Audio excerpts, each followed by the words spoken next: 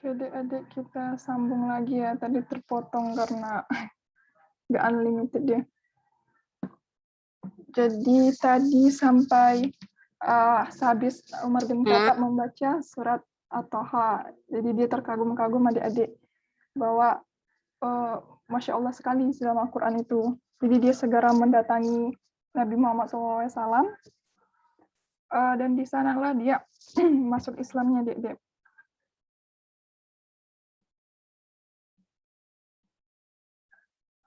Jadi keislaman beliau itu telah memberikan andalan besar untuk perkembangan dan kekuasaan Islam. Apalagi kan Umar bin Khattab itu merupakan seorang yang sangat disegani di masa itu. Jadi dengan masuknya Islam Umar bin Khattab membuat orang-orang yang awalnya kafir juga ikut karena kekuasaan beliau itu luar biasa waktu itu. Beliau itu merupakan pemimpin yang adil, bijaksana, tegas, dan disegani, dan selalu memperhatikan urusan kaum muslimin. Jadi pemimpin yang menegakkan ketauhidan dan keimanan, merobohkan kesyirikan dan kekufuran, dan menghidupkan sunnah dan mematikan bid'ah. Beliau adalah orang yang paling baik dan paling berilmu tentang Alkitab dan As-Sunnah setelah Abu Bakar As-Siddiq. Jadi dari sini dapat kita petik beberapa pembelajaran kan dari Umar bin Khattab bahwa dengan mempelajari Islam itu mampu mengubah karakteristik kita. Jadi karakteristik yang lebih Islami. Islam itu juga merupakan agama bagi seluruh alam, bukan golongan tertentu. Islam adalah agama penyempurna agama yang datang sebelumnya. Dan Islam itu merupakan agama yang damai. Dengan Islam banyak orang menjadi bersaudara seperti kaum Ansor dan Muhajirin. Lalu ketika kita mengenal dan memahami ajaran Islam, maka harta dan jabatan tidak lagi menjadi hal utama bagi kita. Tapi dakwah harta dan jabatan adalah sebagai pendukung dakwah. Baiklah, sekian untuk materi Ma'rifatul Islam. Kita lanjut ke materi selanjutnya, adik-adik. Itu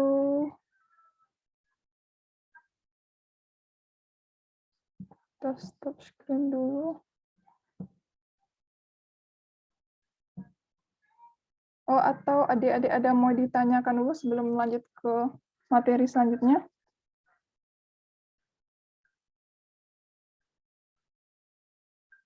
Oh, cukup. Oh, nanti aja kita diskusikan terakhir ya. Oke, materi selanjutnya itu tentang Ma'rifatul Insan. Mengenal insan. Jadi insan kita sebagai manusia kita dapat ambil di sini dari sederet sahabat-sahabat Nabi Allah SAW, Nabi Allah SAW itu misalnya dari Umar bin Khattab bahwa sebelumnya beliau memiliki watak yang keras, yang suka membunuh, memabukkan. Setelah masuk Islam beliau jadi stabil, tidak emosional dan tidak gampang marah. Karena instruktur beliau sendiri merupakan Rasulullah SAW. Jadi ada kisah di sini mengenai bahwasanya Rasulullah itu orang yang lembut, tapi juga tegas. Ada kisah tentang masyarakat Baduy yang datang ke masjid, tapi kencingnya itu sembarangan. Dia kencing di tengah-tengah masjid. Kalau para sahabat itu melihat hal tersebut tentu marah kan, apalagi kalau kita pun sendiri melihat hal itu pasti akan marah. Masa iya orang buang hajat gitu di tengah-tengah masjid. Tapi Rasulullah SAW itu menyikapinya tuh dengan tidak langsung marah-marah. Beliau menyuruh sahabat untuk tenang, membiarkan masyarakat Baduy itu untuk menyelesaikan hajatnya lalu pergi. Kenapa beliau berlaku demikian? Karena beliau tidak ingin membuat masyarakat Baduy itu menjadi gak mau lagi ke masjid gitu. Kan orang ada itu merasa nggak pantas lagi ke masjid, apalagi kalau bertemu dengan orang-orang masjid yang kayak memandang dia dengan pandangan yang lain ataupun memarahi dia, padahal mereka nggak tahu. Jadi kita juga nggak boleh langsung mengeluarkan kata-kata kasar terhadap orang lain. Itu pasti akan membekas di benak orang juga kan. Jadi di sini Rasulullah SAW membiarkan masyarakat Baduy itu untuk menyelesaikan hajatnya. Di mana itu juga sebenarnya merupakan hal yang baik karena kalau saja mereka disuruh langsung pergi lalu dimarah-marahi, tentu nanti mereka akan pergi kan, dan membuat hajatnya itu berserak-serak atau berceceran gitu. Jadi dengan membiarkan hanya di tengah masjid, tentu nanti akan bisa dibersihkan hanya bagian tengah masjid aja. Jadi tidak berceceran di tempat yang lain.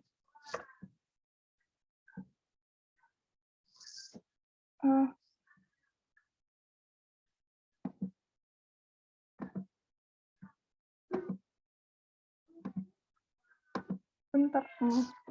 Jadi dari sini kita dapat mengambil pelajaran bahwa sesama muslim itu kita harus belajar saling memahami.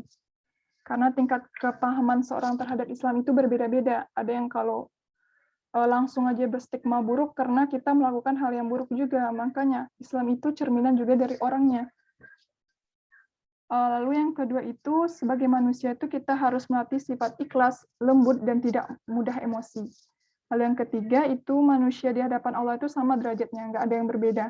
Yang pembedanya itu cuma tingkat ketakwaannya, bukan harta, jabatan, warna kulit, ataupun yang lainnya. Lalu sebagai insan yang Allah ciptakan, hendaknya kita mengetahui tujuan kita diciptakan dan terus menuntut ilmu. Manusia, kok balik? Bentar deh.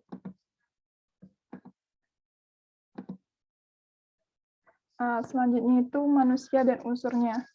Jadi manusia itu kan diciptakan oleh Allah dari tanah, lalu ditiupkan ruh, jadilah makhluk ciptaan itu. Sebagaimana pada surat 32, yang membuat segala sesuatu yang diciptakan sebaik-baiknya, dan yang memulai penciptaan manusia dari tanah, kemudian dia menjadikan keturunannya dari saripati air hina, air mani, kemudian dia menyempurnakan dengan meniupkan ke dalam tubuhnya roh ciptaannya. Dan dia menjadikan bagi kamu pendengaran, penglihatan, dan hati, tetapi sedikit sekali bersyukur.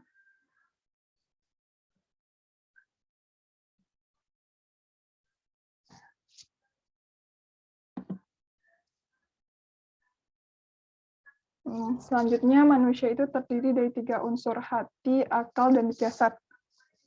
Yang pertama itu hati. Hati itu membentuk keputusan yang bersumber dari keyakinan, jadi segala sesuatu dari hati itu, segala kepribadian manusia itu muncul. Apabila hati dibina secara baik sesuai syariat, maka manusia tersebut akan berakhlak mulia. Akan tetapi, seringkali kekuasaan hati itu tertutupi oleh kekuasaan nafsu, apalagi dengan bisikan-bisikan setan. Dari An-Nu'man bin Bashir radhiyallahu anhu, Nabi SAW bersabda, ingatlah bahwa di dalam jasad itu ada segumpal daging. Jika ia baik, maka baik pula seluruh jasadnya. Jika ia rusak, maka rusak pula seluruh jasadnya. Ketahuilah bahwa ia adalah hati atau jantung. Hadis riwayat Bukhari nomor 52 dan Muslim nomor 1599. Jadi kita harus berusaha menjaga hati kita, jangan sampai hati kita itu menghitam dan keras, jadi nggak masuk lagi hidayah-hidayah dari Allah Subhanahu Wa Taala.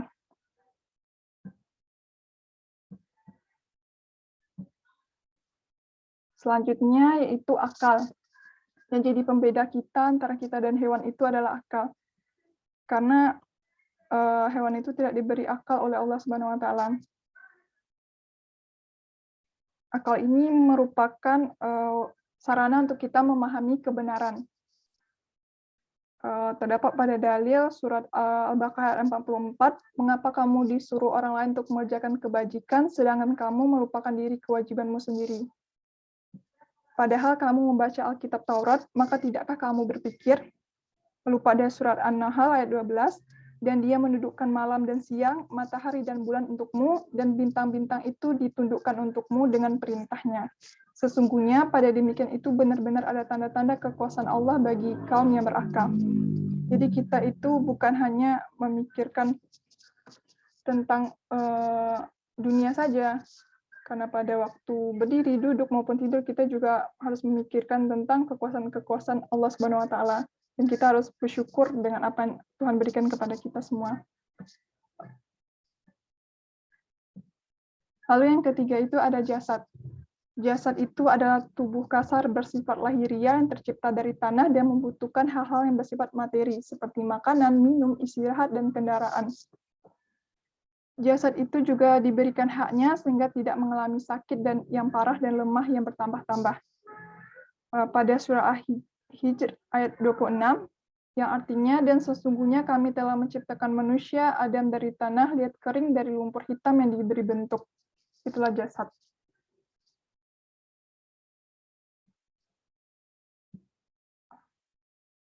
Jadi di dalam ruh kita itu mengandung dua kekuatan. Ada kuah syawiyah, itu pemenuhan kebutuhan jasad kita, mulai dari makan, minum, tidur, sampai kebutuhan seksual.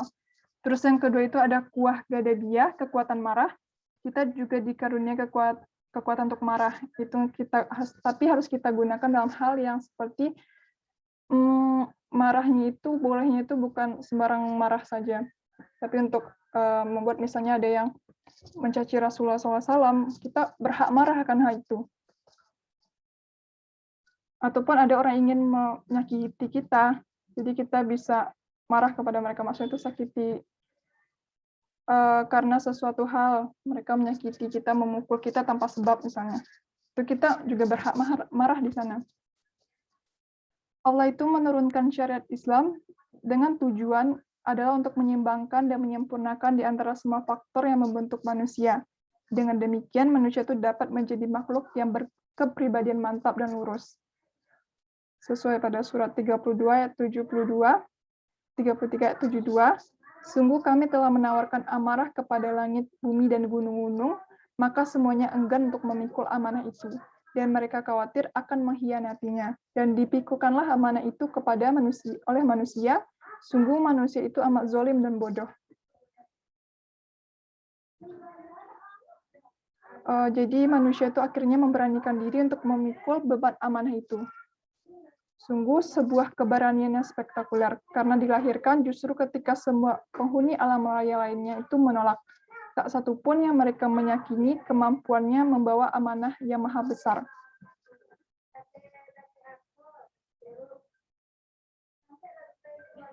Jadi renungan bagi kita, bahwa apa yang kita lakukan di dunia ini tuh pasti ada tanggung jawabnya.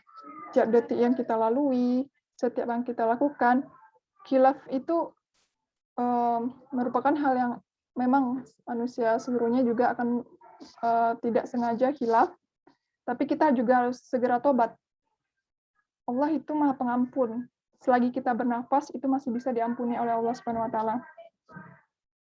Jadi kita juga harus menyeimbangkannya dengan beribadah dengan khusyuk kepada Allah Subhanahu wa Ta'ala.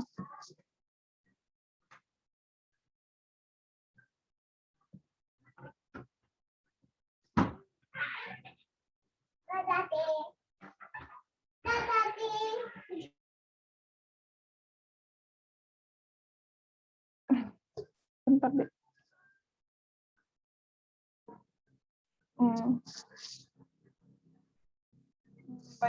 Baiklah, dari materi tadi kita jadi mengetahui bahwa hasil kehidupan manusia itu dari tanah, dan kemana manusia itu pada akhirnya akan ke akhirat dan akan kembali kepada Allah Ta'ala. Untuk apa manusia itu hidup? Yaitu untuk beribadah kepada Allah. Sebagaimana pada surah Az-Zariyat, bahwa penciptaan jin manusia itu hanyalah untuk beribadah kepada Allah Subhanahu wa Ta'ala. Baiklah, sekian materi kita pada sore hari ini, dikembalikan kepada moderator.